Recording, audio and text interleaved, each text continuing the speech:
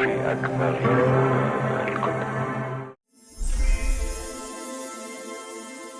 మనలో చాలామందికి సొంత ఊరు వదిలి వేరే చోటికి వెళ్లిన అనుభవం ఉండే ఉంటుంది కదా.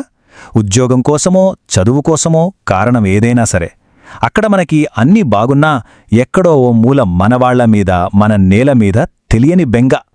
ఆ ఫీలింగ్ను మాటల్లో చెప్పడం చాలా కష్టం. కాని సరిగ్గా 100 ఏళ్ల క్రితం ఒక తెలుగు కవి ఆ భావన మొత్తాన్ని కొన్ని అద్భుతమైన వాక్యాల్లో బంధించారు. ఈరోజు మనం ఆ పద్యం లోతుల్లోకి ఓ ప్రయాణం చేద్దాం. ఒక్క క్షణం ఆలోచించండి. బహుశా మీ చిన్నప్పటి ఊరు కావచ్చు, మీరు చదువుకున్న నగరం కావచ్చు, లేదా మన దేశం కావచ్చు. మీ సమాధానం ఏదైనా సరే, అది మన మూలాల గురించి, ఈ ప్రపంచంలో మన స్థానం గురించి చాలా విషయాలు చెప్తుంది. సరిగ్గా ఇదే ఆలోచనతో ఏ దేశమేగినా పద్యం యొక్క ఆత్మను మనమిప్పుడు అర్థం చేసుకుందాం. సరే, ఇక ఈ పద్యంలోకి వెళ్దాం. ఇది కేవలం మన మాతృభూమి మీద ఉన్న ప్రేమ గురించి మాత్రమే కాదు, మన మూలాలతో మనకున్న బంధం, ఒక బాధ్యత అని కూడా గుర్తుచేస్తుంది. ఒక రకంగా ఇది మనందరి కథ. పద్యం ఇక్కడే మొదలవుతోంది. ఈ పదాల్లోని ప్రవాహాన్ని, ఆ గాంభీర్యాన్ని ఒక్కసారి గమనించండి. ఏ దేశమేగినా, ఎందుకు ఆలిడినా, వింటుంటేనే మనసులో ఎక్కడో ఒక తెలియని ఉద్వేగం కలుగుతోంది కదా. ఇది కేవలం ప్రారంభం మాత్రమే. అయితే ఇక్కడే అసలు విషయం ఉంది. ఈ పద్యం ఒక మామూలు దేశభక్తి గీతంలా కాకుండా ఒక మెట్టు పైకి వెళ్తుంది. ఇది మనసులో దాచుకోవాల్సిన భావన మాత్రమే కాదు, చేతల్లో చూపించాల్సిన కర్తవ్యం అని చెబుతుంది. ఇది ఒక పిలుపు అనమాట. ఈ మాటలు వినండి. ఇదొక ఆజ్ఞ, ఒక ఆదేశం. ఈ రోజుల్లో మనం ఒక గ్లోబల్ విలేజ్లో ఉన్నాం. మన ప్రవర్తన మన దేశ ప్రతిష్టను ఎలా ప్రభావితం చేస్తుందో చెప్పే ఒక హెచ్చరిక కూడా ఇది. మన గౌరవం మన జాతి గౌరవంతో ముడిపడి ఉంది. సో ఇక్కడ మనకు 2 స్పష్టమైన పనులు చెప్పారన్నమాట. ఒకటి, మన దేశాన్ని కీర్తించడం. 2, మన జాతి గౌరవాన్ని కాపాడటం. సింపుల్. కాని అసలు ఈ బాధ్యత మనమీద ఎందుకుంది? పద్యంలోని తర్వాతి భాగం దీనికొక అద్భుతమైన సమాధానమిస్తుంది. ఒక ఆజ్ఞలాంటి ఆదేశం తరువాత కవి మనల్ని మరింత లోతైన ఆలోచనలోకి తీసుకువెళ్తున్నారు. కేవలం బాధ్యతే కాదు, అసలు మనమిక్కడ ఎందుకు పుట్టాం అనే ప్రశ్నను లేవనెత్తుతున్నారు. దాని వెనక ఉన్న కారణాన్ని కూడా వివరిస్తున్నారు. అంటే మనం ఈ దేశంలో పుట్టటం అనేది ఏదో యాక్సిడెంటల్గా జరిగింది కాదు, లాటరీలో తగిలిన టిక్కెట్ అస్సలు కాదు. అది తరతరాలుగా మనకు సంక్రమించిన ఒక అమూల్యమైన వారసత్వం. దాన్ని మనం కాపాడుకోవాలి. మన పుట్టుక వెనక ఒక అర్థముందని ఈ పంక్తులు చెబుతున్నాయన్నమాట. మరి ఇంతటి శక్తివంతమైన పదాలను, ఇంత లోతైన భావాలను మనకు అందించిన ఆ మహానుభావుడు ఎవరు? ఇప్పుడు ఆయన గురించి తెలుసుకుందాం. ఆయనేనండి రాయప్రోలు సుబ్బారావు గారు. తెలుగు సాహిత్యంలో భావకవిత్వానికి పునాది వేసిన వారిలో ఒకరు. ఆయన వల్లే తెలుగు కవిత్వంలో ఒక కొత్త శకం, ఒక కొత్త సున్నితత్వం మొదలైందని చెప్పొచ్చు. ఆయన కీర్తి ఎలాంటిదంటే ఆయన్ని కవితా పితామహుడు అని పిలుచుకున్నారు. అంటే కవిత్వానికే తాతలాంటివారినే అర్థం. ఆయన రాసిన కావ్యాలు ఇప్పటికీ స్ఫూర్తినిస్తాయి. ఆయన సేవలకు గాను భారత ప్రభుత్వం అత్యంత ప్రతిష్టాత్మకమైన పద్మభూషణ్తో సత్కరించింది. అంటే ఆలోచించండి ఆయన స్థాయి ఏంటో. ఈ పద్యానికి ఇంత పవర్ ఎందుకొచ్చిందంటే అందులో వాడిన అద్భుతమైన పదాల వల్లే. వాటిలో కొన్నింటిని ఇప్పుడు మనం కాస్త లోతుగా పరిశీలిద్దాం. మొదటిది స్వర్గఖండము. ఒక్కసారి ఊహించుకోండి, మన దేశం స్వర్గంలో ఒక భాగమంట. కవి మన దేశాన్ని కేవలం ఒక భూమిగా చూడలేదు, దైవికమైన పవిత్రమైన స్వర్గంలో ఒక ముక్కగా చూశారు. ఆ భావనే ఎంత గొప్పది కదా. తరువాత గౌరవము. ఇది వ్యక్తిగత గౌరవం కాదు, ఇది సామూహిక గౌరవం. సింపుల్గా చెప్పాలంటే ఒలింపిక్స్లో ఒక అథ్లీట్ మెడల్ గెలిస్తే అదే ఆ ఒక్కరి విజయం కాదు కదా, మొత్తం దేశం గర్వపడే క్షణం అది. అదే జాతి గౌరవం అంటే. ఇక చివరిగా యోగబలము. అంటే ఇది జస్ట్ లక్ కాదు, మనం ఈ గడ్డ మీద పుట్టడమనేది మన పూర్వజన్మల పుణ్యఫలము, మనం చేసుకున్న కర్మఫలమనే ఒక తాత్విక భావన. ఇది మన ఉనికికి ఒక లోతైన అర్థాన్నిస్తుంది. ఇలాంటి లోతైన అర్థాలున్నాయి కాబట్టే ఈ పద్యం కేవలం పాఠ్యపుస్తకాలకు పరిమితం కాలేదు. తరతరాలుగా తెలుగువారి నర్నరాల్లో జీవిస్తూనే ఉంది. దాని శాశ్వతమైన ప్రతిధ్వని వెనక ఉన్న అసలు కారణమేమిటి? కారణం ఇదే. నిజమైన దేశభక్తి అంటే మనసులో పెట్టుకునే మురిసిపోవడం కాదు, యాక్షన్లో చూపించాలి. స్టేడియంలో సైలెంట్గా కూర్చుని చూసే ప్రేక్షకుడు కాదు, గ్రౌండ్లో ఎరంగి ఆడే ప్లేయర్లా ఉండాలి. అది చేతల్లో చూపించాలి. అందుకే ఈ పంక్తులు మనందరికీ అంతగా నిలిచిపోయాయి. ఈ ఒక్క వాక్యం మొత్తం పద్య సారాన్ని, మన కర్తవ్యాన్ని గుర్తుచేస్తుంది. ప్రపంచంలో ఎక్కడున్నా మన గుండెల్లో మోగాల్సిన జాతీయ గీతమిది. అందుకే ఇది చిరస్మరణీయం. సరే, మన విశ్లేషణ ఇక్కడితో ముగిసింది. వెళ్లే ముందు మీకో చిన్న ప్రశ్న. ఈ పద్యంలాగే మీకు ఇల్లు అనే ఫీలింగ్ను బలంగా గుర్తుచేసే పద్యం, పాట లేదా కథ ఏదైనా ఉందా? ఒక్కసారి ఆలోచించండి.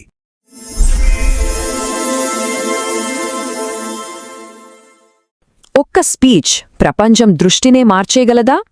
అసాధ్యమనిపిస్తుంది కదూ, కాని కొన్నిసార్లు జరుగుతుంది.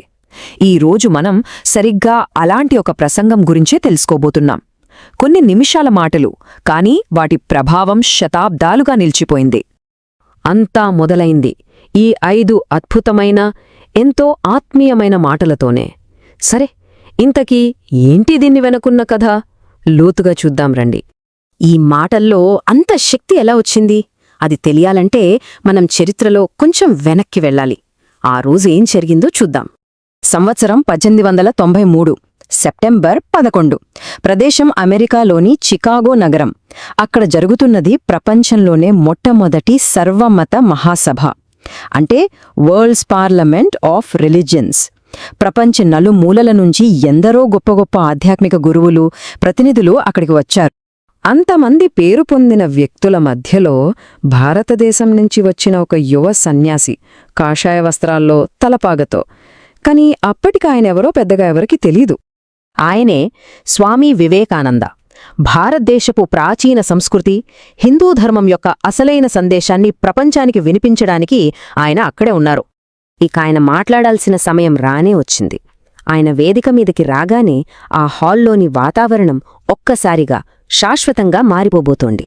సాధారణంగా అందరూ ప్రసంగాన్ని లేడీస్ అండ్ జెంటిల్మెన్ అని మొదలు పెడతారు కదా, కాని ఆయన అలా అనలేదు. ఎంతో ఆత్మీయంగా తన కుటుంబ సభ్యుల్ని పిలుస్తున్నట్టుగా అమెరికా సోదర సోదరీమణులారా అన్నారు. అంతే. ఆ ఒక్క పిలుపుకే ఆ హాల్లో ఉన్న 7,000 మంది ఒక్కసారిగా లేచి నిలబడ్డారు. దాదాపు 2 నిమిషాల పాటు ఆగకుండా చప్పట్లు కొడుతూనే ఉన్నారు. అసలాయన ప్రసంగం ఇంకా మొదలు పెట్టనేలేదు. ఆలోచించండి, ఇంతలా వాళ్లని కదిలించిన ఆ సందేశమేంటి? అసలాయన ఏం చెప్పాలనుకున్నారు? ఆయన పరిచయం చేసిన కాన్సెప్ట్ సనాతన ధర్మం. అంటే దేవుణ్ణి చేరడానికి దారులు వేరైనా గమ్యం మాత్రం ఒక్కటే అని చెప్పే శాశ్వతమైన ధర్మం. అన్ని నదులు వేర్వేరు చోట్ల పుట్టినా చివరికి సముద్రంలో కలిసినట్టు అన్నమాట. ఆయన మాటల్లోని సారం ఇదే. అన్ని మతాలను గౌరవించడం, అన్ని మార్గాలు నిజమైనవే అని అంగీకరించడం, మతం పేరుతో జరిగే గొడవల్ని, మూర్ఖత్వాన్ని తీవ్రంగా వ్యతిరేకించడం, మనమంతా ఒకే సత్యంలో భాగం అని చెప్పడం. అంతేకాదు, భారతదేశం ఎప్పుడూ కష్టాల్లో ఉన్నవాళ్లకి, వేరే దేశాల నుంచి తరిమివేయబడ్డ వాళ్లకి ఆశ్రయమిచ్చిందని, అలాంటి గొప్ప దేశానికి చెందినవాడినని గర్వంగా ప్రకటించారు. ఇది చేతల్లో చూపించిన సహనానికి నిదర్శనం. సరే, ఆ రోజు ఆ హాల్లో అంతా అద్భుతంగా జరిగింది. కాని దాని ప్రభావం అక్కడితో ఆగిపోలేదు. ఆ కొలంబస్ హాల్ గోడలు దాటి ప్రపంచమంతా పాకింది. చూడండి, ఆ ప్రసంగానికి ముందు పశ్చిమ దేశాల వాళ్లకి భారతీయ తత్వమంటే ఏవో మూఢనమ్మకాలు, మాయలు, మంత్రాలు. కాని ఆ ప్రసంగం తర్వాత వాళ్ల ఆలోచన ధోరణే మారిపోయింది. భారతీయ జ్ఞానం ఎంత లోతైనదో వాళ్లకర్థమైంది. అప్పట్నుంచి దానిపై గౌరవం, ఇంకా తెలుసుకోవాలన్న ఆసక్తి విపరీతంగా పెరిగాయి. అందుకే మనమంటాం, అది కేవలం ఒక ప్రసంగం కాదు, అది భారతదేశపు వేల సంవత్సరాల సాంస్కృతిక, ఆధ్యాత్మిక వారసత్వాన్ని ప్రపంచానికి సరిగ్గా పరిచయం చేసిన ఒక చారిత్రాత్మక ఘట్టం. చివరిగా ఒక్క ప్రశ్న: నిజంగా ఒకే ఒక్క ప్రసంగం ప్రపంచ దృక్పథాన్ని మార్చగలదా? వివేకానంద గారి ప్రసంగం చూస్తే అవుననే సమాధానమొస్తుంది కదా. సరైన మాటలు సరైన సమయంలో పలికితే అవి చరిత్ర గతిని కూడా మార్చగలవు. మాటలకున్న అసలైన శక్తి అది.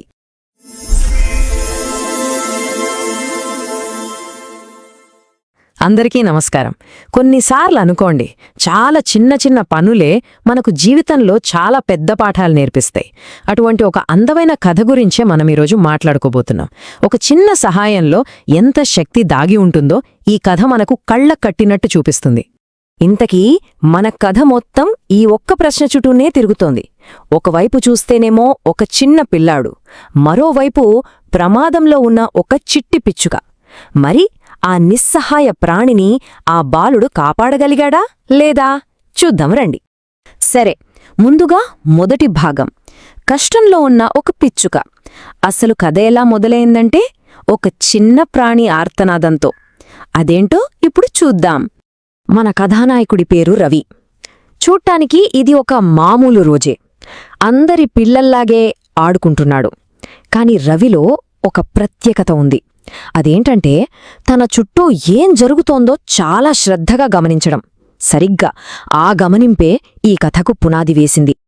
అప్పుడే రవికి ఆ కీచుకీచుమనే శబ్దం వినిపించింది. ఏంటా అని చూస్తే ఒక చిన్న పిచ్చుకపిల్ల. పాపం కరెంటు స్తంభం బయటకు రాలేక, ఎగరలేక ప్రాణభయంతో నిస్సహాయంగా అరుస్తోంది. ఆ చిన్న ప్రాణి బాధ రవి గుండెను తాకింది. ఇక రెండవ భాగం, ఒక బాలుడి పట్టుదల. సమస్యను చూసి రవి ఊరికే ఉండిపోలేదు. సహాయం కోసం అతను చేసిన ప్రయత్నం, అతని సంకల్ప బలమేంటో ఇప్పుడు చూద్దాం. సహజమే కదా, వెంటనే రవి ఏం చేశాడు, అమ్మా అమ్మా అంటూ వాళ్ళమ్మ దగ్గరికి పరిగెత్తుకెళ్లాడు.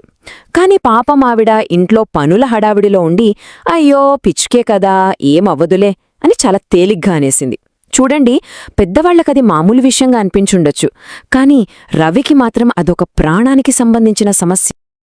అమ్మ పట్టించుకోలేదనే రవి నిరాశపడలేదు, అక్కడే ఆగిపోలేదు. అతని పట్టుదల అంటే ఏంటో మనకిక్కడే అర్థమవుతుంది. ఒంటరిగా నేరుగా దగ్గరలో ఉన్న ఎలక్ట్రిసిటీ ఆఫీస్కు వెళ్లాడు. అక్కడున్న అధికారికి ఆ పిచ్చుక గురించి చెప్పి ఎలాగైనా సాయం చేయమని అడగాలనుకున్నాడు. ఆ వయసులో అంత ధైర్యం చేయడం మామూలు విషయం కాదు కదా. ఆ అధికారి దగ్గరికి వెళ్లి అతనన్న మాట ఇది, ఒక చిన్న ప్రాణం ప్రమాదంలో ఉంది, మనం సహాయం చేయాలి. అంతే. ఆ ఒక్క మాటలో ఆ పిచ్చుక పట్ల తనకున్న జాలి, కరుణ మనకు స్పష్టంగా కనిపిస్తున్నాయి. ప్రాణం చిన్నదా పెద్దదా అన్నది ముఖ్యం కాదు, ప్రాణమంటే ప్రాణమే అని రవి నమ్మకం. సో రవి పట్టుదలను మనం సింపుల్గా 3 స్టెప్స్లో చూడొచ్చు. మొదటిది అసలు సమస్యను గమనించడం, రెండవది సహాయం కోసం అడగడం, ఇక అన్నింటికన్నా ముఖ్యమైనది మూడవది, ఎవరూ పట్టించుకోకపోయినా వదిలిపెట్టకుండా ప్రయత్నిస్తూనే ఉండటం. ఈ 3 అతని సంకల్పానికి నిలువుటద్దం. ఇప్పుడు మూడవ భాగం, ఒక దయగల చర్య. రవి పట్టుదల అస్సలు వృధా పోలేదు. అతని ప్రయత్నం ఎలా ఫలించిందో, ఒక చిన్న దయగల పని ఎలా జరిగిందో చూద్దాం.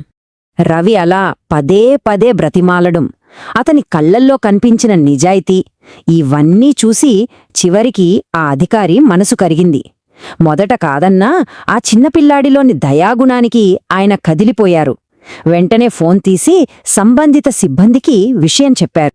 ఎలక్ట్రిసిటీ డిపార్ట్మెంట్ నుండి ఒక లైన్ మ్యాన్ ఆ చిన్న పిచ్చుకను రక్షించడానికి నిచ్చెనతో సహా అక్కడికి చేరుకున్నాడు. అప్పుడనిపించింది రవి పట్టుదల గెలిచిందని. హహా, ఇది కథలోనే అత్యంత అందమైన క్షణం. ఆ లైన్ మ్యాన్ చాలా జాగ్రత్తగా ఆ పిచ్చుక పిల్లను రంధ్రంలోంచి బయటకు తీశారు. ఎంతో ఆతృతగా ఎదురుచూస్తున్న రవి చేతుల్లో దాన్ని భద్రంగా పెట్టారు. ఆ క్షణంలో రవి ముఖంలో కనిపించిన ఆనందం దానికి వెలకట్టలేం. ఆ పిచ్చుక పిల్ల సేఫ్గా తన చేతుల్లోకి రాగానే రవి కళ్ళు ఆనంద భాష్పాలతో నిండిపోయాయి. తను పడిన కష్టానికి, తను చూపిన పట్టుదలకి దక్కిన ఫలితమది. ఒక చిన్న ప్రాణాన్ని కాపాడానన్న సంతృప్తి అతని ముఖంలో మెరుస్తోంది. ఇక చివరి భాగం, సాయం యొక్క శక్తి. ఇంతకీ కథ మనకు ఏం నేర్పిస్తోంది? దీని వెనుకున్న అసలు నీతి ఏంటో ఇప్పుడు తెలుసుకుందాం. ఈ కథ పేరు సాయం. సాయం అంటే జస్ట్ హెల్ప్, సపోర్ట్, కైండ్నెస్. ఇవి మాత్రమే కాదు, అవసరంలో ఉన్న ఒక ప్రాణికి మన వంతుగా చేయూతనివ్వటం. రవి చేసింది సరిగ్గా అదే. కాబట్టి ఈ కథ నుండి మనం నేర్చుకోవాల్సిన ముఖ్యమైన పాఠాలు కొన్ని ఉన్నాయి. దయ, కరుణ చూపించడానికి వయస్సుతో పనేలేదు. పట్టుదలగా ప్రయత్నిస్తే ఎలాంటి మార్పునైనా తీసుకురావచ్చు. ప్రతి చిన్న ప్రాణికి విలువ ఇవ్వాలి. అంతేకాదు, మనం చేసే ఒక్క చిన్న మంచి పని కూడా చాలా పెద్ద ప్రభావాన్ని చూపిస్తుంది. రవి కథ మనందరిలోనూ స్ఫూర్తి నింపుతుంది కదా. అయితే ఈ కథ మన ముందు ఒక చిన్న ప్రశ్నను ఉంచుతుంది. రవి ఆ పిచ్చుక పిల్లకు సాయం చేశాడు. సరే, మరి మనం ఈరోజు మన చుట్టూ ఉన్నవాళ్లకు లేదంటే ఇంకేదైనా జీవికి ఎలాంటి చిన్న సాయం చేయగలం ఒక్కసారి ఆలోచించండి.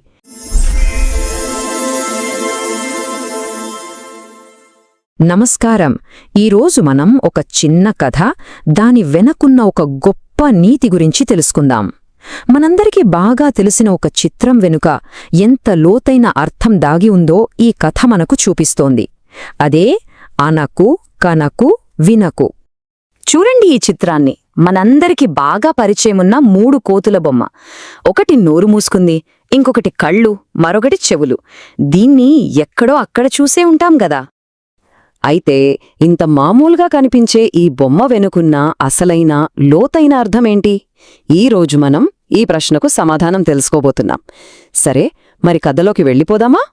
మన కథ ఎక్కడ మొదలవుతుందంటే సబర్మతి ఆశ్రమంలో. అక్కడ ఆ ప్రశాంతమైన వాతావరణంలో మహాత్మా గాంధీజీ గారు ఆలోచనలో మునిగిపోయి ఉన్నారు. ఒక్కసారి ఊహించుకోండి, సబర్మతి ఆశ్రమం. గాంధీజీగారు ఒక చిన్న చాప మీద ఒంటరిగా కూర్చున్నారు. అప్పుడే భగవద్గీత పారాయణం పూర్తిచేసి ఆ పుస్తకాన్ని పక్కన పెట్టారు.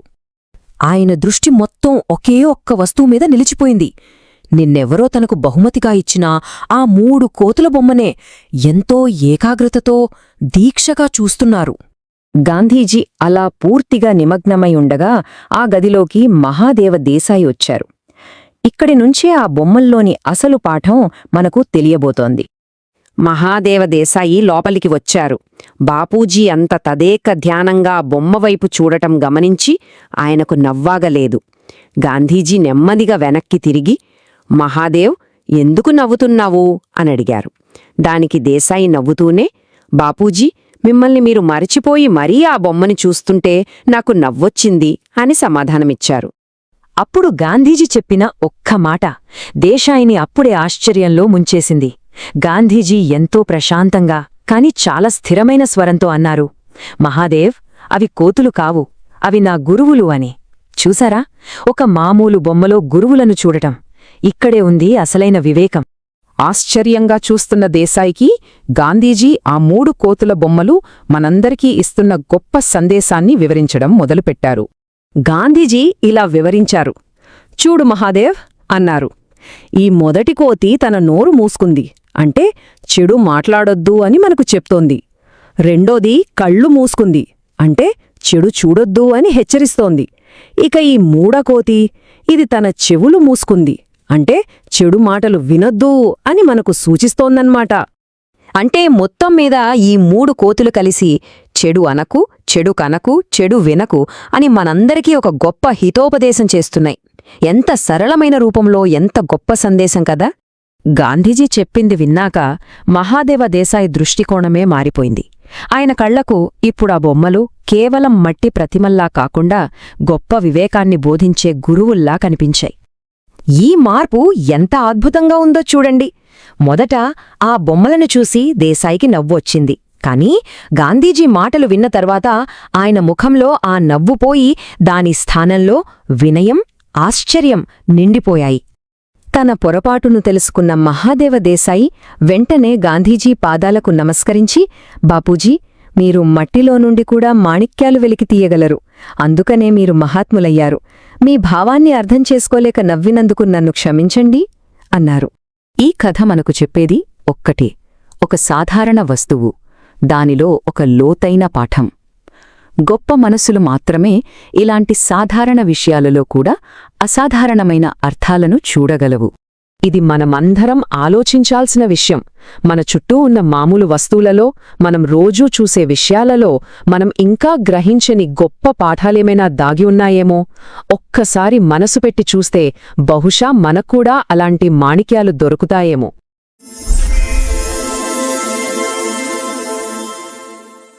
ప్రకృతిలో మనకు తెలియని ఎన్నో అద్భుతాలుంటాయి.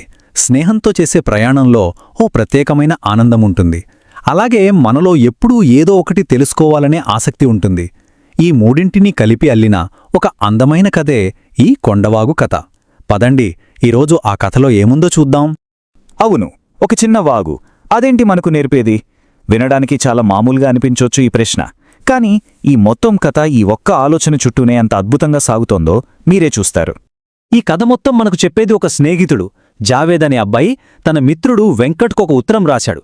ఆ ఉత్తరం ద్వారానే తన అద్భుతమైన అనుభవాలను మనతో పంచుకుంటున్నాడనమాట. చూడండి, ఆ ఉత్తరంలోని మొదటి మాటలే ఎంత ఆత్మీయంగా ఉన్నాయో. జావేద్ తన స్నేహితుణ్ణి, మిగతా మిత్రులను ఎలా పలకరిస్తున్నాడో, వారి మధ్య ఎంత మంచి స్నేహం ఉందో దీన్ని బట్టే అర్థమవుతుంది. ఈ స్నేహమే వాళ్ల సాహసానికి పునాది వేసింది. సరే, అసలు కథ ఇక్కడే మొదలవుతుంది. దసరా సెలవులకి జావేద్ తన స్నేహితుడైన రామం వాళ్ల ఊరికి వెళ్లాడు. అక్కడ రామం ఇంకా సూర్యతో కలిసి చేసిన ఓ చిన్న ప్రయాణం వాళ్ల జీవితంలో ఒక మర్చిపోలేని అనుభవంగా ఎలా మారిందో ఇప్పుడు తెలుసుకుందాం. ప్రతి కథకు ఒక హృదయం లాంటి ప్రదేశం ఉంటుంది కదా. మరి ఈ కథకు ప్రాణం పోసింది ఆ ఊరి పక్కన నిశ్శబ్దంగా ప్రవహించే ఆ కొండవాగే. వాళ్ల అన్వేషణకు, ఆ సాహసానికి నాంది పలికింది కూడా అదే. రామం వాళ్ల ఊరంటే అచ్చం పచ్చదనానికి ప్రతిరూపం. చుట్టూ కొండలు, ఆ కొండల మధ్యలోంచి స్వచ్ఛమైన నీటితో ప్రవహించే ఓ ఊటవాగు. ఆ వాగు వాళ్ల పొలాలకు ప్రాణం పోస్తుంది, వాళ్ల అవసరాలు తీరుస్తుంది. అందుకే ఆ ఊరి జనం దాన్ని ఎంతో ప్రేమగా తమ పాలిట కామధేనువు అని పిలుచుకుంటారు.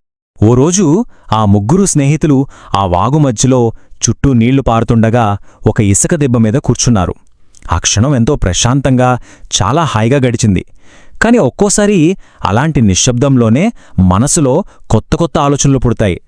అప్పుడు ఆ ప్రశాంత వాతావరణంలో జావేద్ మనసులో ఓ చిన్న కుతూహలం మొదలైంది. రోజూ చూస్తున్న ఈ వాగు, అసలు దీని మొదలెక్కడా? ఇది ఎక్కడ పుట్టింది? మనం దాని మూలాన్ని కనుక్కోగలమా అని. చూశారా, ఈ చిన్న ఆలోచనే వాళ్లను ఒక పెద్ద ప్రయాణానికి పురిగొల్పింది. ఇక అంతే, ఆలోచన వచ్చిందే తడవుగా ఆ ముగ్గురు స్నేహితులు ఆ వాగు పుట్టిన చోటుని వెతుక్కుంటూ కొండపైకి ప్రయాణం మొదలుపెట్టారు. మరి ఆ మూలాన్ని వెతికే ఈ ప్రయాణంలో వాళ్ళు ఏం చూశారు, ఏం తెలుసుకున్నారు చూద్దాం. దారి అంత సులువుగా ఏమీ లేదు సుమా. ఎత్తుపల్లాలు, రాళ్లు రప్పలతో నిండిన ఆ దారిలో నడవడం జావేద్కు కొత్త అనుభవం. అయినా సరే, స్నేహితులతో కలిసి ఆ వాగు రహస్యాన్ని తెలుసుకోవాలన్న ఉత్సాహం ముందు ఆ అలసటేమాత్రం కల్పించలేదు. ఓ అరగంట నడక తర్వాత వాళ్లు కొండ శిఖరానికి చేరుకున్నారు. అంత కష్టపడి పైకి చేరుకున్నాక వాళ్ల కళ్ల ముందు కనిపించిన దృశ్యం, అబ్బో, వాళ్ల శ్రమనంతా మర్చిపోయేలా చేసింది. వాళ్లు ఊహించిన దానికంటే ఎంతో భిన్నంగా ఒక అద్భుతం వాళ్లకోసం ఎదురుచూస్తోంది. అదే ఆ వాగు యొక్క అసలైన మూలం. ఇక్కడే అసలైన ఆశ్చర్యం. వాళ్ళు ఏమనుకున్నారు? వాగు ఎక్కడో ఒకచోట నుంచి పుడుతుందనుకున్నారు. కాని నిజానికి భూమి లోపలి ఒక నీటి బుగ్గ నుండి లెక్కలేనన్ని చిన్న చిన్న పాయలుగా నీళ్లు పైకి ఉబికి వస్తున్నాయి. ఒకే మూలం, కాని ఎన్నో దారులు. అదో జీవధార. ఆ నీటి పాయల కదలికలో ఎంత జీవముందో చూడండి. కొన్ని పాములా మెలికలు తిరుగుతున్నాయి, కొన్ని నాట్యం చేస్తున్నట్టున్నాయి, మరికొన్ని బుసలుగొడుతున్నట్లు పొంగుతున్నాయి. ఇలా ఒక్కో పాయ ఒక్కో రకంగా కదులుతోంది. ప్రకృతిలోని ఆ జీవకలను చూసి వాళ్ళు అలా మంత్రముగ్ధులైపోయారు. ఆ గెలుపులో, ఆ ఆనందంలో వాళ్లు ఒక సింహాసనం లాంటి పెద్ద బండరాయి ఎక్కి మేమే రాజులం అని కేరింతలు కొట్టారు. ఆ క్షణంలో ఆ ప్రకృతి సామ్రాజ్యానికి తామే అధిపతులమన్నంత భావన. నిజమే కదా, ఒక లక్ష్యాన్ని చేరుకున్నప్పుడు కలిగే ఉత్సాహమే వేరు. ఎత్తుకు వెళ్ళినప్పుడు కింద ఉన్న ప్రపంచం ఎంత వింతగా, ఎంత కొత్తగా కనిపిస్తుందో కదా. రోడ్లు, వాగులు ఎవరో గీసిన గీతల్లా ఉన్నాయి. దూరంగా ఉన్న ఇల్లేమో చిన్న చిన్న కొండపల్లి బొమ్మల్లా కనిపిస్తున్నాయి. నేలంతా చూస్తే రంగులతో నింపిన ఒక పెద్ద పటంలా ఉంది. దృష్టికోణం మారితే ప్రపంచం కనిపించే తీరు కూడా ఎలా మారిపోతుందో చెప్పడానికి ఇంతకన్నా మంచి ఉదాహరణ ఏముంటుంది? కింద భూమి మాత్రమే కాదు, పైన ఆకాశం కూడా మరింత అద్భుతంగా కనిపించింది. ఒకవైపు చూస్తే ఏనుగుల గుంపులా కదులుతున్న నల్లని మేఘాలు, మరోవైపు చూస్తే భూమి ఆకాశం కలిసే చోట మంటలు కక్కుతున్నట్టున్న పడమటి సంధ్యారాగం. ప్రకృతిలోని ఈ వైరుధ్యం ఎంత అందంగా ఉందో కదా. సో ఈ ప్రయాణం కేవలం ఒక సరదా ట్రిప్ మాత్రమే కాదు, అదొక పాఠం. ఈ ప్రయాణం జావేద్కు ప్రకృతి గురించి, జీవితం గురించి ఏం నేర్పిందో ఇప్పుడు చూద్దాం. కొండ దిగివస్తున్నప్పుడు చీకటి పడుతున్నా వాళ్లల్లో ఉత్సాహం ఏమాత్రం తగ్గలేదు. రామం ఈలపాట పాడుతుంటే సూర్య దానికి తాళం వేస్తున్నాడు. ఆ అనుభూతిని తమ సంగీతంలో నింపుకుంటున్నారు. వాళ్ల ఆనందానికి అంతులేదు, ఎందుకంటే వాళ్లొక కొత్త ప్రపంచాన్ని చూసి వస్తున్నారు. ఇదే ఈ కథ మనకు చెప్పే అతి ముఖ్యమైన విషయం. అంతకుముందు రోజు చూసేవాగే అది, కాని దాని మూలాన్ని వెతకాలని అనుకున్నప్పుడే జావేద్కు దానిలోని అసలైన అందం తెలిసింది. మన మనసు పెట్టి చూడాలనుకుంటే చాలు, మన చుట్టూ ఉన్న ప్రకృతిలో ప్రతీదీ అందంగానే కనిపిస్తుంది అనే గొప్ప సత్యాన్ని ఆ ప్రయాణం నేర్పింది. చూడటమే కాదు, వినడం కూడా అంతే. మనం కాస్త శ్రద్ధ పెట్టి వింటే గాలి చేసే సవ్వడి, పక్షుల కిలకిలలు, నీటి ప్రవాహం, ఇలా ప్రకృతిలో వినిపించే ప్రతి శబ్దం ఒక అద్భుతమైన సంగీతంలాగే ఉంటుంది. చూడండి, తను పొందిన అనుభవాన్ని తనలోనే దాచుకోకుండా తన స్నేహితులందర్నీ ఆ ప్రదేశాన్ని చూడమని జావేద్ ఎంతగా కోరుతున్నాడో. మంచి అనుభవాలను నలుగురితో పంచుకోవడంలో ఉండే ఆనందమే వేరు.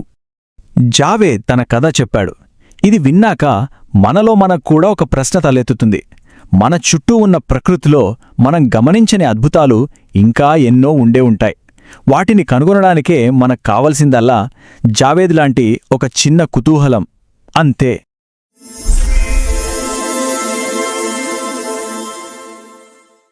అందరికీ నమస్కారం. ఈరోజు మనం ఒక చాలా అందమైన విషయం గురించి మాట్లాడుకోబోతున్నాం. ఒక మామూలుగా జరిగే వాతావరణ మార్పు, దాని కవిత్వం ఒక అద్భుతమైన కథగా ఎలా మార్చేస్తుందో తెలుసుకుందాం. అదే వడగళ్ళు. సరే, మొదటగా ఒక ప్రశ్నతో మొదలుపెడదాం. ఎప్పుడైనా ఆలోచించారా ఆకాశం నుండి ముత్యాలు రాల్తాయా అని? మామూలుగా అయితే అలా జరగదు కదా. కాని ఒక కవి దృష్టితో చూస్తే అన్నీ సాధ్యమే. ఈ ఊహాత్మక ప్రశ్నతోనే మన ఈ విశ్లేషణ మొదలవుతుంది. ఎందుకంటే పాటలోని అసలు భావం ఇక్కడే ఉంది. మనం ఇప్పుడు మాట్లాడుకోబోయే ఈ వడగళ్ళు పాట, ఇది 5వ తరగతి తెలుగు పుస్తకంలో ఉంటుంది. అసలు వడగళ్ళ వాన పడినప్పుడు ఆ సంతోషం ఎలా ఉంటుందో, ముఖ్యంగా పిల్లలు ఎలా సంబరపడతారో ఈ పాట చాలా అద్భుతంగా చెప్తుంది. సరే, ఇక ఈ పాటలోకి వెళ్ళిపోదాం. అసలు సైన్స్ పరంగా చూస్తే వడగళ్ళు అంటే ఏంటి? సింపుల్. ఆకాశం నుంచి గడ్డకట్టిన మంచు ముక్కలు వర్షంలా పడటం, అంతే. సరే, ఈ సైంటిఫిక్ నిజాన్ని కవి తన ఊహతో ఎంత అందంగా మార్చేశారో చూద్దాం రండి. సరే, ఇక పాటలోకి వెళ్దాం.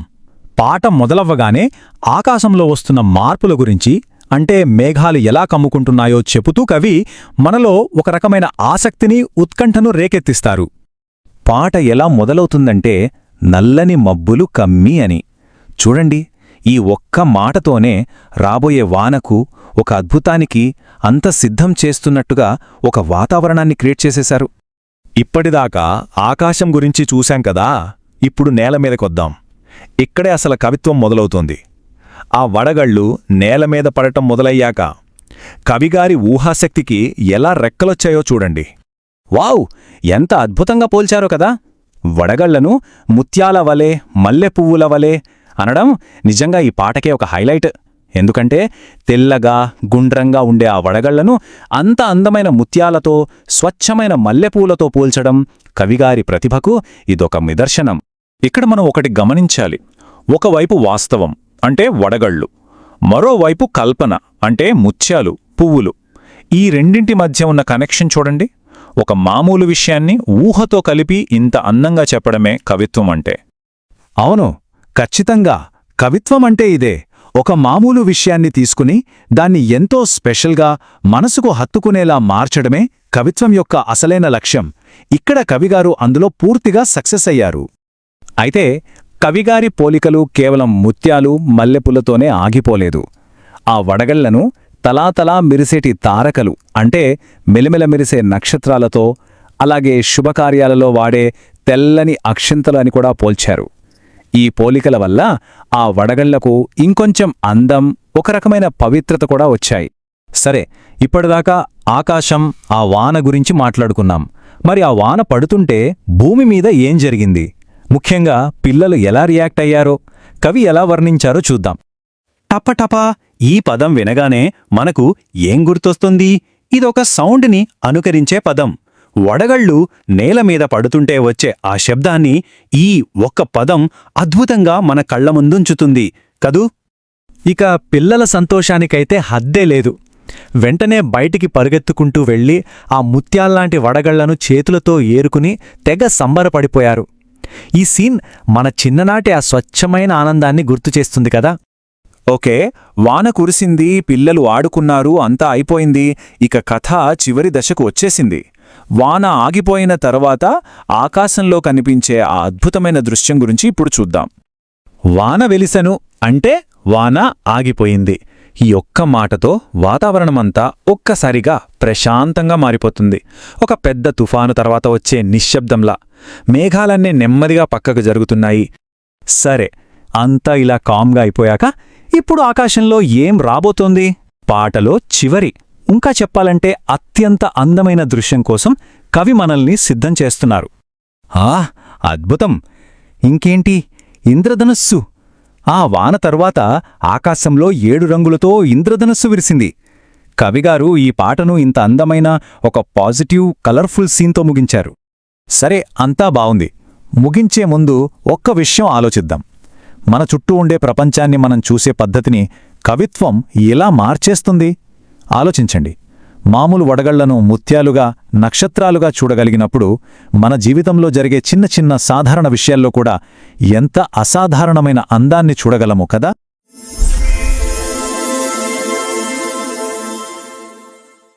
అందరికీ నమస్కారం. ఈరోజు మనం డాక్టర్ బిఆర్ అంబేద్కర్ గారికి నివాళిగా రాసిన ఒక అద్భుతమైన తెలుగు పద్యం గురించి మాట్లాడుకుందాం. దాని పేరు జయగీతం. సరే, ఈ గీతంలోని పదాల వెనుక దాగి ఉన్న ఆ శక్తి ఏంటి, ఆ భావాల లోతెంత? పదండి కలిసి అన్వేషిద్దాం. ఒక విప్లవాన్ని లేదా ఒక చారిత్రాత్మక వారసత్వాన్ని ఒక పాటలో బంధించడం సాధ్యమేనా? అసలు ఎలా బంధించగలరు? ఈ ప్రశ్న చాలా ముఖ్యం. ఎందుకంటే మనమిప్పుడు చూడబోయే జయగీతం కేవలం సాహిత్యం కాడు, అదొక మహోన్నత వారసత్వానికి, ఒక మహా ఉద్యమానికి ప్రతిధ్వని అన్నమాట. ముందుగా ఈ పద్యం పేరులోనే ఒక పవరుంది కదా. జయగీతం అంటే విజయగీతం, అ సాంగ్ ఆఫ్ విక్టరీ. ఇది కేవలం ప్రశంసల సమాహారం కాదు, ఇదొక విజయోత్సవ ప్రకటన. భారతదేశపు గొప్ప నాయకులలో ఒకరికి మనస్ఫూర్తిగా అర్పించిన ఒక గర్వమైన నివాళి. అవును, ఈ గీతం అంబేద్కర్ గారి జీవితాన్ని మానవాళి సాధించిన విజయంగా ప్రకటిస్తుంది. ఎందుకంటే ఆయన పోరాటం ఒక వ్యక్తి కోసమో, ఒక వర్గం కోసమో మాత్రమే కాదు, అది అణచివేతకు గురైన ప్రతి ఒక్కరి ఆత్మగౌరవం కోసం జరిగిన పోరాటం. అందుకే ఆయన విజయం మొత్తం మానవత్వపు విజయం. మరి ఇంతటి శక్తివంతమైన పదాలు ఎవరి కలం నుండి వచ్చాయి? ఆయనే బోయి భీమన్న గారు. ఆయన జీవితంలోని అనుభవాలే ఈ పద్యానికి ప్రాణం పోశాయని చెప్పొచ్చు. బోయి భీమన్న గారి జీవితాన్ని ఒక్కసారి చూస్తే ఆయన రచనల్లో అంత ఆవేదన, ఆవేశం ఎందుకుందో మనకు అర్థమవుతుంది. పాలేరు నాటకం కాని, గుడిసెల కాలిపోతున్నాయిలాంటి కవిత్వం కాని, ఇవన్నీ ఆయన కళ్లారా చూసిన సామాజిక వాస్తవాలకు అద్దం పట్టాయి. అందుకే పాలేరు నుంచి పద్మశ్రీ వరకు సాగిన ఆయన ప్రయాణమే అంబేడ్కర్ లాంటి నాయకుడి పట్ల ఆయనకున్న గౌరవానికి, ఈ జయగీతంలోని ప్రతి అక్షరానికి అంత బలాన్నిచ్చింది. సరే, ఇక పద్యంలోకి వెళదాం. అందులో మొట్టమొదటి ముఖ్యమైన అంశం, ఒక జాతి నిర్మాతగా అంబేడ్కర్. ఆయన కేవలం చట్టాలు రాయలేదు, ఆధునిక భారతదేశానికి ఒక బలమైన పునాది వేశారు. ఈ పంక్తుల్లోని ఆ గాంభీర్యాన్ని చూడండి. నవభారత సంవిధాన ధర్మపథక నిర్మాత, భువి సమస్త పీడిత జన దుఃఖశాంతి తథావత. ఇక్కడ కవి ఆయన్ని కేవలం ఒక రాజ్యాంగ నిర్మాత అని మాత్రమే చెప్పట్లేదు. కాదు, ప్రపంచంలోని పీడితుల దుఃఖాన్ని తొలగించడానికొచ్చిన ఒక ఆధునిక బుద్ధుడిగా కీర్తిస్తున్నారు. ఎంత గొప్ప పోలిక కదా! ఇక్కడ సంవిధానం అనే పదం చాలా కీలకం. అంటే రాజ్యాంగం, మన కాన్స్టిట్యూషన్, ఒక దేశాన్ని నడిపించే అత్యున్నత చట్టం. కవి ఈ ఒక్క పదంతో అంబేద్కర్ సాధించిన చారిత్రాత్మక విజయాన్ని మన కళ్ల ముందు నిలబెట్టారు. సో ఈ పద్యం ప్రకారం అంబేద్కర్ కేవలం ఒక రాజ్యాంగ నిర్మాత కాదు, ఆయన బుద్ధుడిలా పీడితుల బాధలను తొలగించే ఒక శాంతి మార్గాన్ని చూపించారు. ఆయన రాసిన చట్టాలు కేవలం కాగితాలపై అక్షరాలు కాదు, అవి కోట్లాది మంది జీవితాల్లో వెలుగు నింపిన కిరణాలు. అందుకే కవి ఆయన్ని భారత భాస్కర, భారతదేశపు సూర్యుడు అని పిలిచారు. ఇప్పుడు పద్యంలోనే మరో కీలకమైన కోణాన్ని చూద్దాం. మానవత్వపు విజేతగా అంబేద్కర్. విభజనను చెరిపి పీడితులను పైకి తీసుకురావడం ఆయన పోరాటంలో అదొక ఆత్మలాంటిది. ఈ పంక్తుల్లోనే ఆవేశం వినండి. అస్పృశ్యత రూపుమాపి, అగ్ర అంత్యభేదముడిపి, నిష్కుల భారత జాతికి నీడయైన బోధిప్రియ. ఈ మాటలు అంబేద్కర్ సాగించిన సామాజిక పోరాటానికి అక్షరాల ఒక నిరువుటద్దం. ఇక్కడ అస్పృశ్యత అంటే అంటరానితనం. ఇది కేవలం ఒక ఆచారం కాదు, ఒక సామాజిక దురాచారం, ఒక మాయని మచ్చ. అంబేడ్కర్ పోరాడింది ఈ అమానవీయ వ్యవస్థ మీదే. ఇక్కడ కవి అంబేడ్కర్ అంతిమ లక్ష్యాన్ని చాలా స్పష్టంగా ఆవిష్కరించారు. కేవలం అంటరానితనాన్ని రూపుమాపడం కాదు, నిష్కుల సమాజం అంటే కులరహిత సమాజాన్ని నిర్మించడం. ఆయన జీవితమంతా స్వేచ్ఛ, సమానత్వం, సోదరభావం అనే ఆ 3 ఆశయాల కోసమే సాగింది. అంబేడ్కర్ తెచ్చిన మార్పును వివరించడానికి కవి వాడిన పోలికలు చూడండి, ఎంత శక్తివంతమైనవో. చైతన్యం లేని రాళ్లకు ఆయన ప్రాణం పోశారట, నిరాశతో మూడుబారిన జీవితాలను చిగురింపజేశారట, అణచివేత అనే బురద నుండి జ్ఞానం, గౌరవం అనే పరిమళాన్ని సృష్టించారట. ఇది కేవలం మార్పు కాదు, ఒక రకంగా ఇది పునఃసృష్టి. ఇన్ని రూపాల్లో కీర్తించిన తరువాత కవి అంబేద్కర్ జీవితానికి ఒక తాత్వికమైన ముగింపు ఇస్తున్నారు. ఆయన జన్మ సాధారణమైనది కాదు, అదొక ప్రయోజనంతో, ఒక కారణంతో కూడినదే అని చెప్తున్నారు. సో మొత్తం మీద చూస్తే ఈ పద్యం అంబేడ్కర్ గారిని 4 ప్రధాన రూపాల్లో కీర్తించింది. 1 రాజ్యాంగ నిర్మాతగా, 2 సామాజిక సమతావాదిగా, 3 అజ్ఞానాన్ని పారద్రోలిన పండితుడిగా, 4 స్వేచ్ఛ కోసం పోరాడిన విప్లవ వీరుడిగా. ఇక ఈ పద్యంలోనే అత్యంత శక్తివంతమైన పదం కారణ జన్మ. అంటే కేవలం జన్మించడం కాదు, ఒక కారణం కోసం, ప్రపంచాన్ని మార్చే ఒక గొప్ప ఉద్దేశంతో జన్మించడం. ఈ ఒక్క పదంతో కవి అంబేద్కర్ గారిని ఒక చారిత్రక అవసరంగా అభివర్ణించారు. ఇక ఫైనల్గా పద్యంలోని అత్యంత లోతైన ప్రశంస ఇది. మట్టి నుండి మానవులను మలచిన కారణజన్మ. ఒక్కసారి ఆలోచించండి. ఆయన చేసింది కేవలం చట్టాలు రాయడం కాదు, ఆయన గౌరవాన్ని, మానవత్వాన్ని కోల్పోయిన వారిని తిరిగి మనుషులుగా తీర్చిదిద్దారు. జయగీతం చెబుతున్న అసలైన విజయం, నిజమైన విక్టరీ అంటే ఇదే.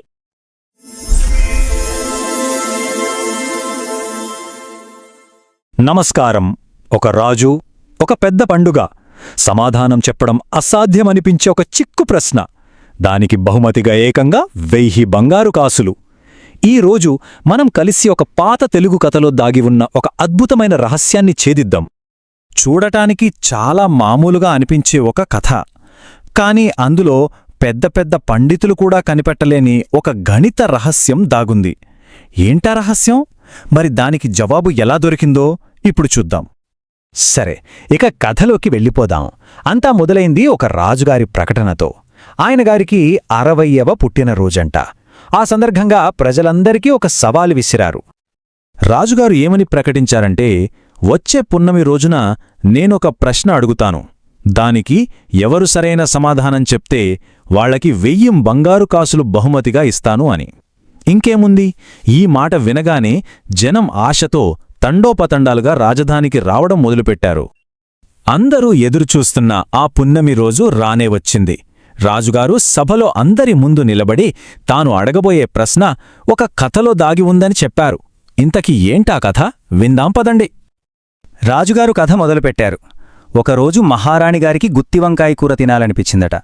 వెంటనే వంటవాడిని పిలిచి, కూరలో మసాలా బాగా వెయ్యి, గుమగుమలాడాలి అని చెప్పింది. ఇక్కడ ఆ మొదటి మాట 1000, దాన్ని జాగ్రత్తగా గుర్తుపెట్టుకోండి. సరే, రాణిగారు చెప్పారు కదా, ఇక వంటవాడు పనిలో పడ్డాడు. సన్నకళ్ళు మీద మసాలా నూరుతున్నాడు. ఆ వాసన వంటగది అంతా గుబాళిస్తోంది. ఇక్కడ కూడా ఒక ముఖ్యమైన పదముంది, నూరు.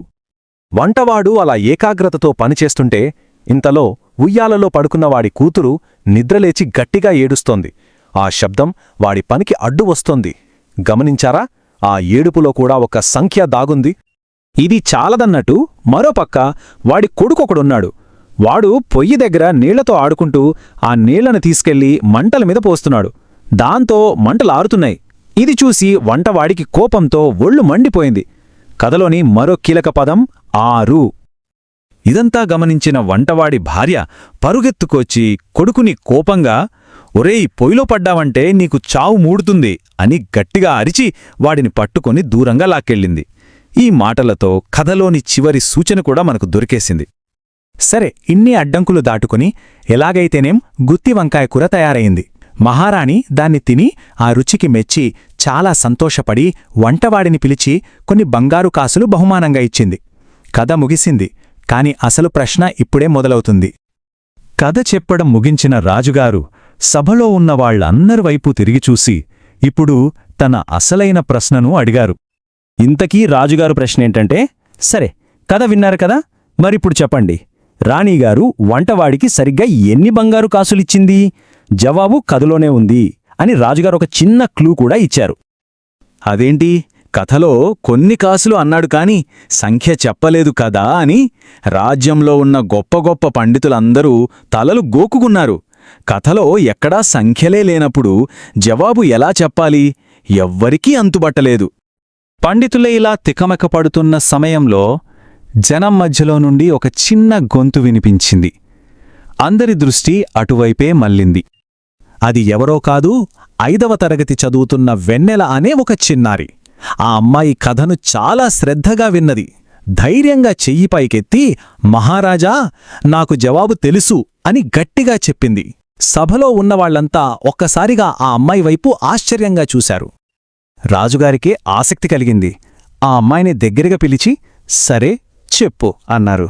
వెన్నెల ఒక్క క్షణం కూడా ఆలోచించకుండా చాలా ధైర్యంగా చెప్పింది. మహారాజా, రాణిగారిచ్చినవి 1116 బంగారు కాసులు. ఆ సమాధానం వినగానే సభ మొత్తం నిశ్శబ్దమైపోయింది. అందరూ షాక్. రాజుగారు ఆశ్చర్యపోయారు. కాని ఆయన ముఖంలో ఒక చిరునవ్వు.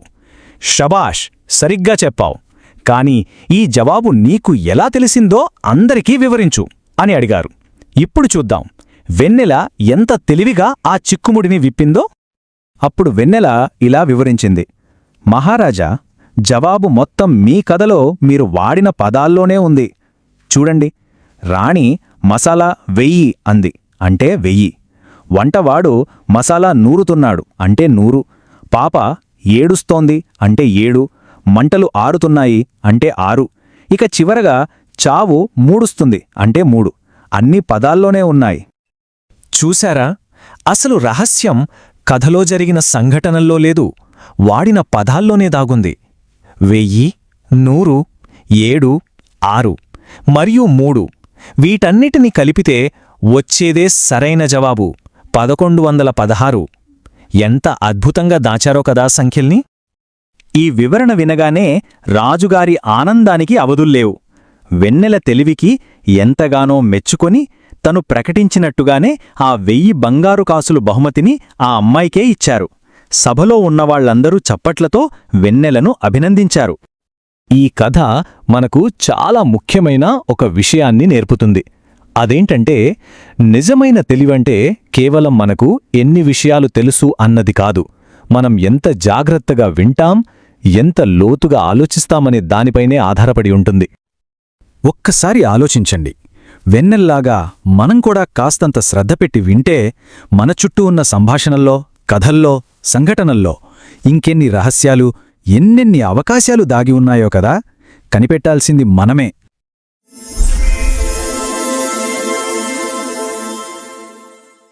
అందరికీ నమస్కారం. ఈరోజు మనం మన భారతదేశంలో వేల ఏళ్లుగా వస్తున్న ఒక అద్భుతమైన మాయాజాలం లాంటి కళారూపం గురించి మాట్లాడుకుందాం. అదే తోలుబొమ్మలాట. కేవలం నీడలతో తెర వెనుక నుంచి మన ఇతిహాసాలకి ప్రాణం పోసి ఆ ప్రపంచంలోకి వెళ్ళిపోదాం రండి. నాట్యం చేసే తోలుబొమ్మలు. అసలు ఈ కళ అంటే ఏంటి? వినడానికే చాలా ఆసక్తిగా ఉంది కదూ. తోలుబొమ్మలాట అంటే అక్షరాల ఇదే అర్థం. కాని ఇది కేవలం ఓ బొమ్మలాట మాత్రమే కాదు. దీని వెనుక 100 ఏళ్ల చరిత్ర, అద్భుతమైన కళా నైపుణ్యం, ఎన్నో తరాలుగా చెప్పుకుంటున్న కథలు అన్నీ దాగి ఉన్నాయి. సరే, ఆ రహస్యాల మూటను ఇప్పుడు విప్పుదాం. మొదటి భాగం ఒక ప్రాచీన నీడల నాటకం. అసలు ఈ కళ ఎక్కడ పుట్టింది? ఎప్పుడు మొదలైంది? దీని వేర్లు మన చరిత్రలో ఎంత లోతుకు వెళ్లాయో ఒకసారి చూద్దాం. ఓకే, అసలు తోలుబొమ్మలాట అంటే ఏంటి? ఇది మన తెలుగు నేలకు చెందిన ఒక అద్భుతమైన జానపద కళ. ప్రత్యేకంగా తయారుచేసిన పెద్ద పెద్ద తోలుబొమ్మలని ఒక తెల్లటి తెర వెనకాల ఉంచి వాటి నీడల ద్వారా మన రామాయణ, మహాభారత గాథలను కళ్లకు కట్టినట్టు చూపిస్తారన్నమాట. ఇది కేవలం నీడల ఆట కాదు, మన సంస్కృతిలో భాగం. ఈ కళ ఎంత పాతదో తెలిస్తే నిజంగా ఆశ్చర్యపోతాం. దీని మూలాలు క్రీస్తుపూర్వం 3వ శతాబ్దం నాటివి. అంటే ఆలోచించండి, దాదాపు 2000 సంవత్సరాల కంటే ఎక్కువ చరిత్ర. శాతవాహన రాజుల కాలంలో అయితే ఈ కళకు రాజాదరణ లభించి బాగా అభివృద్ధి చెందింది. అప్పటినుంచి ఇప్పటిదాకా ఎన్నో మార్పులు వచ్చినా ఈ కళ ఇంకా బ్రతికే ఉంది, మన మధ్యనే ఉంది. ఇక రెండో భాగం తోలుబొమ్మల తయారీ. ఇంత గొప్ప చరిత్ర ఉన్న ఈ కళకు ప్రాణం పోసేవి ఆ బొమ్మలే కదా. మరి వాటిని ఎలా తయారు చేస్తారు? ఆ అద్భుతమైన కళ వెనుక ఎంత శ్రమ దాగి ఉందో ఇప్పుడు చూద్దాం. ఈ బొమ్మల గురించి మనల్ని షాక్కి గురిచేసే మొదటి విషయం వాటి సైజు. ఇవేవో చిన్న చిన్న బొమ్మలు అనుకుంటే పొరపాటే. ఏకంగా 5 అడుగులు ఎత్తు వరకు ఉంటాయి. అంటే దాదాపుగా ఒక మనిషి ఎత్తు అన్నమాట. ఇది ప్రపంచంలో ఏ ఇతర నీడల బొమ్మలాటలోనూ కనిపించనే ఒక ప్రత్యేకత. ఒక బొమ్మను తయారు చేయడమనేది చిన్న విషయం కాదు. దాని వెనుక చాలా పెద్ద ప్రాసెస్ ఉంది. చూడండి, మొదట జింకలాంటి జంతువుల చర్మాన్ని తీసుకుని దాన్ని శుద్ధి చేస్తారు. కాంతి అవతలి వైపుకు వెళ్లేనా పారదర్శకంగా మారుస్తారన్నమాట. ఆ తర్వాత ఆ తోలిమీద వాళ్ళనుకున్న పాత్ర చిత్రాన్ని గీసి చెక్కుతారు. ఇక మూడో దశలో సహజమైన రంగులతో ఆ బొమ్మకు జీవం పోస్తారు. చివరిగా ఆ పాత్ర బట్టలు, నగలు అందంగా కనిపించడానికి చిన్న చిన్న రంధ్రాలు చేస్తారు. ప్రతి స్టెప్లోనూ ఎంత ఓపికా నైపుణ్యం కావాలో కదా. ఇంకో ఆసక్తికరమైన విషయమేంటంటే, ఈ బొమ్మలకి వేసే రంగులు ఇవన్నీ కూడా కెమికల్స్ కాదు, పూర్తిగా ప్రకృతి సిద్ధమైనవే. నలుపు రంగు కోసం దీపపు మసి వాడతారు. ఎరుపు, ఆకుపచ్చ రంగులు చెట్ల బెరడు నుంచి తీస్తారు. ఇక పసుపు రంగు మనందరికీ తెలిసిన పసుపు కొమ్ము నుంచే. అంటే ఈ కళ ప్రకృతితో ఎంతగా పెనవేసుకుపోయిందో అర్థం చేసుకోవచ్చు. సరే, బొమ్మలు రెడీ అయిపోయాయి. ఇప్పుడు అసలు కథ మొదలవుతుంది. అదే ప్రదర్శన. మన మూడో భాగం నీడల తెర వెనుక. అసలు తెర వెనుక ఏం జరుగుతోంది? ఆ నీడల మాయాజాలం ఎలా సృష్టిస్తారో చూద్దాం. ఈ ప్రదర్శన ఒకరో ఇద్దరో చేసేది కాదు. ఇది ఒక టీం వర్క్. ఒక ప్రదర్శన ఇవ్వాలంటే దాదాపు 8 నుంచి 10 మంది కళాకారులు కావాలి. వీళ్ళందరూ కలిసికట్టుగా పనిచేస్తేనే ఆ మ్యాజిక్ క్రియేట్ అవుతుంది. ప్రతి ఒక్కరి పాత్ర చాలా ముఖ్యం. ఇక ప్రదర్శనలో డైలాగ్స్ ఎవరు చెప్తారు? ఇక్కడ కూడా ఒక పద్ధతి ఉంది. పురుష పాత్రలకు మగవాళ్లు వాయిస్ ఇస్తే, స్త్రీ పాత్రలకు ఆడవాళ్లు వాయిస్ ఇస్తారు. దీనివల్ల ప్రదర్శన చాలా సహజంగా, నిజంగా జరిగినట్టు అనిపిస్తుంది. వాళ్ల మాటల్లో ఆ పాత్రలు మన కళ్ల ముందు కదులుతాయి. కేవలం బొమ్మలు, మాటలే కాదు, సంగీతం కూడా తోలుబొమ్మలాటకు ప్రాణం. ఆ వాతావరణాన్ని సృష్టించేదే అదే. హార్మోనియం, మధ్యల, తాళాలు, వీటితో పాటు కథ చెప్పేవాళ్లు, పాటలు పాడేవాళ్లు, వీళ్లందరి కలయికతో ఆ ప్రదర్శన మనల్ని వేరే లోకంలోకి తీసుకెళ్లిపోతుంది. ఇక్కడ ఇంకో ముఖ్యమైన సాంప్రదాయం ఉంది. ప్రతి ప్రదర్శనని మొదలుపెట్టే ముందు విఘ్నాలు తొలగించే వినాయకుడికి ప్రార్థన చేస్తారు. ప్రదర్శన ఎలాంటి ఆటంకాలు లేకుండా సాఫీగా జరగాలని కోరుకుంటారు. అంటే ఇది కేవలం ఒక కళ మాత్రమే కాదు, ఒక రకమైన భక్తి, ఒక ఆధ్యాత్మిక అనుభవం కూడా. నాలుగో భాగం దేవుళ్ళు మరియు ప్రజల కథలు. అసలే తోలుబొమ్మలాటకు ఆత్మలాంటివి దాని కథలే కదా. మరి ఈ నీడల రూపంలో తరతరాలుగా మనకు ఏ కథలు చెప్తూ వస్తున్నారో ఇప్పుడు తెలుసుకుందాం. వీళ్ళు చెప్పే కథల్లో ముఖ్యమైనది మనందరికీ తెలిసిన రామాయణం. రాముడి ధర్మనిరతి, సీతమ్మవారి త్యాగం, హనుమంతుడి భక్తి, ఇలా రామాయణంలోని ప్రతి ఘట్టాన్ని ఆ తోలుబొమ్మల నీడల్లో అద్భుతంగా చూపిస్తారు. రామాయణం తర్వాత మరో గొప్ప ఇతిహాసం మహాభారతం.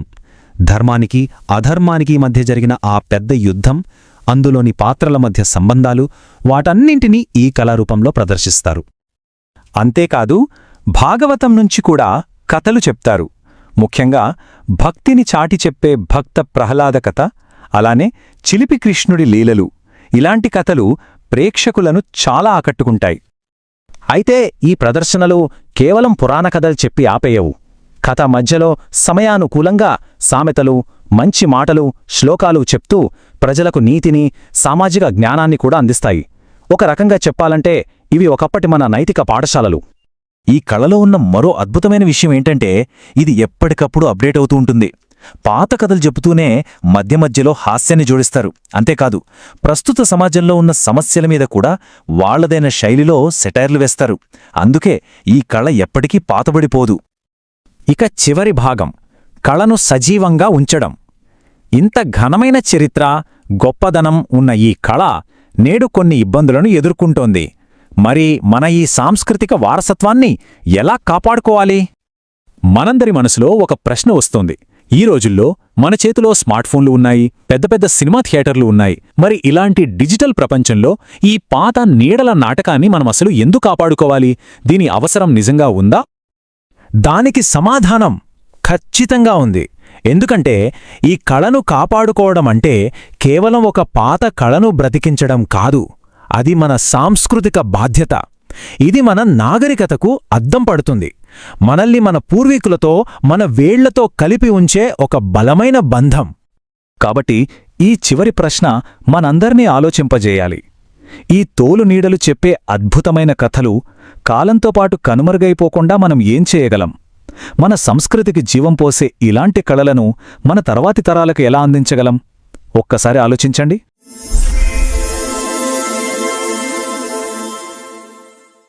అందరికీ నమస్కారం. ఈరోజు మనం చూడండి, కేవలం ఒక డాన్స్ గురించి మాట్లాడుకోవట్లేదు, కథలు చెప్పే ఒక సజీవమైన కళారూపం గురించి తెలుసుకోబోతున్నాం. అదే మన తెలుగు వాళ్ళందరూ గర్వపడే కూచిపూడి. అసలు ఈ అద్భుతమైన కళ ఎలా పుట్టింది? దాని స్పెషాలిటీ ఏంటి? సరే, పదండి ఈ ప్రయాణంలో అన్నీ కలిసి తెలుసుకుందాం. చూడండి, కూచిపూడి అంటే కేవలం కొన్ని అందమైన స్టెప్స్, కదలికలు అనుకుంటే పొరపాటే. అలా చూస్తే దాని అసలైన ఆత్మని మనం మిస్ అయిపోతాం. అందుకే ముందు ఈ ప్రశ్నతో మొదలు పెడదాం. అసలు ఈ నృత్య నాటకం అంటే ఏంటి? ఎందుకంటే కూచిపూడి కేవలం కళ్లతో చూసేది కాదు, మనసుతో అనుభవించాల్సింది. కథల్ని వినడానికి, ఆ ఫీలింగ్స్ని పంచుకోవడానికి పుట్టిన కళ అన్నమాట. సరే, ఈరోజు మనం ఏమేం మాట్లాడుకోబోతున్నామో ఒకసారి చూద్దాం. ముందుగా కూచిపూడి సారాంశం అసలేంటిది అని, తర్వాత ఒక యోగి పవిత్ర దర్శనం అంటే దీని వెనకున్న కథ, ఆ తర్వాత కథాకథన కళ అంటే స్టోరీస్ ఎలా చెప్తారు అని, నెక్స్టు ఈ సంప్రదాయాన్ని నిలబెట్టిన దిగ్గజాలు, ఇక చివరగా కూచిపూడి వారసత్వం గురించి మాట్లాడుకుందాం. అంటే దాని పుట్టుక నుంచి దాన్ని తీర్చిదిద్దిన గొప్పవాళ్ల వరకు ప్రతి యాంగిల్ని మనం టచ్ చేయబోతున్నాం. రైట్, మన ప్రయాణం ఇక్కడ్నుంచే స్టార్ట్. కూచిపూడి సారాంశం చూడండి, ప్రతి కళారూపానికి ఒక పునాది, ఒక ఊరు అంటూ ఉంటుంది కదా. మరి మన కూచిపూడి కథ ఎక్కడ మొదలైందో చూసేద్దాం, పదండి. జస్ట్ ఇమాజిన్ చేసుకోండి, ఒక చిన్న పల్లెటూరు ఒక గొప్ప కళకు పుట్టినిల్లయింది. కృష్ణా జిల్లాలో ఆ నది ఒడ్డున ఉన్న కూచిపూడి అనే ఊళ్ళో పుట్టింది ఈ నృత్యం. అందుకే ఆ ఊరి పేరే దీనికొచ్చేసింది. ఆ తర్వాత ప్రపంచవ్యాప్తంగా ఫేమస్ అయిపోయింది. అందుకే అంటాను, కూచిపూడిని జస్ట్ డాన్స్ అంటే సరిపోదు, దీన్ని నాట్య మేళం అని పిలుస్తారు. అంటే ఏంటంటే నాట్యం అంటే డాన్స్, సంగీతం అంటే మ్యూజిక్, ఇంకా నాటకం అంటే డ్రామా. ఈ మూడు కలిస్తే వచ్చే ఒక కంప్లీట్ ఎక్స్పీరియన్స్ అన్నమాట. అవును, ప్రతి గొప్ప క్రియేషన్ వెనుక ఒక విజనరీ ఉంటారు కదా. మరి కూచిపూడి వెనుకున్న ఆ గొప్ప వ్యక్తి ఎవరు? ఇప్పుడు మనం ఆ యోగి యొక్క పవిత్ర దర్శనం, ఆ స్టోరీ ఏంటో చూద్దాం. ఆయనే శ్రీ సిద్ధేంద్ర యోగి. ఈయన కేవలం ఒక గురువు మాత్రమే కాదు, కూచిపూడికి ఒక స్ట్రక్చర్, ఒక పద్ధతి, ఒక శాస్త్రాన్నిచ్చి దాన్ని తీర్చిదిద్దిన మహానుభావుడు. చెప్పాలంటే ఈ రోజు మనం చూస్తున్న కూచిపూడికి రూపకర్త ఆయనే. ఇది నిజంగా ఒక అద్భుతమైన కథ. ఫస్ట్ సిద్ధేంద్ర యోగికి ఒక దర్శనం, ఒక విజన్ వచ్చిందనమాట. ఆ విజన్ని ఆయన భామా కలాపం అనే ఒక అద్భుతమైన నాటకంగా రాశారు. ఆ తర్వాత ఏం చేశారంటే కూచిపూడి గ్రామంలోని బ్రాహ్మణ యువకుల్ని సెలెక్ట్ చేసి వాళ్ళందరికీ ఈ విద్యను నేర్పించారు. అంతేకాదు, ఈ కళను తరతరాలుగా మీరే కాపాడాలి అని వాళ్లచేత ఒక గట్టి ప్రమాణం కూడా చేయించారు. సరే, అంత బావుంది. కాని స్టేజ్ మీద అసలు ఏం జరుగుతుంది? కూచిపూడిలో కథల్ని ఎలా చెప్తారు? ఇప్పుడు మనం కూచిపూడి భాష గురించి, అంటే దాని స్టోరీ టెల్లింగ్ ఆర్ట్ గురించి కొంచెం డీప్గా చూద్దాం. ఈ ప్రదర్శనకి 4 పిల్లర్స్ లాంటి ఉన్నాయన్నమాట. అవేంటంటే నృత్యం, సంగీతం, నాటకం, ఇంకా అభినయం. ఇవి వేరువేరు కాదండోయ్, అన్నీ ఒకదానితో ఒకటి కలిసిపోతాయి. ఎలాగంటే డాన్స్ ఏమో ఫీలింగ్ని చూపిస్తుంది, మ్యూజిక్ దానికి ప్రాణం పోస్తుంది, డ్రామా ఏమో కథని ముందుకు నడిపిస్తే, అభినయం అంటే ఎక్స్ప్రెషన్స్ ఆ క్యారెక్టర్స్ని మన కళ్ల ముందు నిలబెడతాయి. ఈ కళ వెనక ఉన్న మీన్ పర్పస్ కేవలం ఎంటర్టైన్మెంట్ కాదు, భక్తిని పంచటం. రామాయణం, భాగవతం లాంటి మన పురాణాల్లోని కథల్ని, వాటిలో ఉన్న మంచిని, భక్తిని జనాలకి సింపుల్గా అర్థమయ్యేలా కళ్లకు కట్టినట్టు చూపించడమే కూచిపూడి అసలు లక్ష్యం. చూడండి, ఒక కళని సృష్టించడం ఒక ఎత్తైతే దాన్ని కాపాడి తరతరాలకు అందించడం ఇంకా గొప్ప విషయం కదా. ఇప్పుడు మనం ఈ కూచిపూడి సంప్రదాయాన్ని తమ భుజాల మీద మోసి ముందుకు నడిపించిన కొందరు లెజెండ్స్ గురించి మాట్లాడుకుందాం. ఈ పేర్లు చూడండి: వేదాంతం లక్ష్మీనారాయణ శాస్త్రి గారు, వెంపటి చినసత్యం గారు. ఇలాంటి మహానుభావులు ఈ కళను ప్రపంచానికి పరిచయం చేశారు. అలాగే వేదాంతం సత్యనారాయణ శర్మ లాంటి వాళ్లు స్త్రీ పాత్రలు పోషించడంలో ఒక కొత్త ట్రెండ్ సెట్ చేశారు. ఇంకా చింతా కృష్ణమూర్తి లాంటి గురువులు వేల మందికి ఈ విద్యను నేర్పి ఈ సంప్రదాయం ఆగిపోకుండా చూసుకున్నారు. నిజం చెప్పాలంటే వీళ్లందరి కష్టం వల్లే ఈరోజు మనం కూచిపూడి గురించి ఇంత గొప్పగా మాట్లాడుకోగలుగుతున్నాం. సరే, మన ప్రయాణంలో చివరి ఘట్టానికొచ్చేశాం. ఇవన్నీ తెలుసుకున్నాం గదా. మరి ఫైనల్గా కూచిపూడి మనకిచ్చిన వారసత్వమేంటి? దాని ఇంపార్టెన్స్ ఏంటి? కూచిపూడి అంటే కేవలం ఒక ఆర్ట్ ఫామ్ కాదు, అదొక ప్రార్థన, భక్తి, కళ, ఈ రెండింటి యొక్క ఒక పవర్ఫుల్ కాంబినేషన్ అన్నమాట. ఇక్కడ కళ అనేది దేవుణ్ణి చేరుకోవడానికి ఒక దారి. అందుకే చూడండి, ఇది కేవలం ఒక పర్ఫార్మెన్స్లా ఉండిపోదు, చూసిన వాళ్లకి ఒక స్పిరిచువల్ ఎక్స్పీరియన్స్గా గుర్తుండిపోతుంది. అయితే ఈ కూచిపూడి కథ మనందరికీ ఒక ముఖ్యమైన విషయం గుర్తుచేస్తుంది. సంప్రదాయమంటే ఎక్కడో ఆగిపోయిన నీరు కాదు, అది ఎప్పుడూ ప్రవహించే నది లాంటిది. మరి ఆలోచించండి, ఇంత ఫాస్ట్గా మారుతున్న ఈ మోడర్న్ ప్రపంచంలో మన లైఫ్ స్టైల్స్లో కూచిపూడి లాంటి ప్రాచీన కళలు తమని తాము ఎలా కాపాడుకుంటాయి, నెక్స్ట్ జనరేషన్ని ఎలా అట్రాక్ట్ చేస్తాయి? ఈ ఒక్క ప్రశ్నతో ఈనాటి మన విశ్లేషణను ముగిద్దాం. ధన్యవాదాలు. ఈ వీడియో మీకు నచ్చినట్లయితే లైక్ చేయండి, షేర్ చేయండి, కామెంట్ చేయండి. అలాగే మన ఛానల్ని సబ్స్క్రైబ్ చేయండి. Thanks for watching.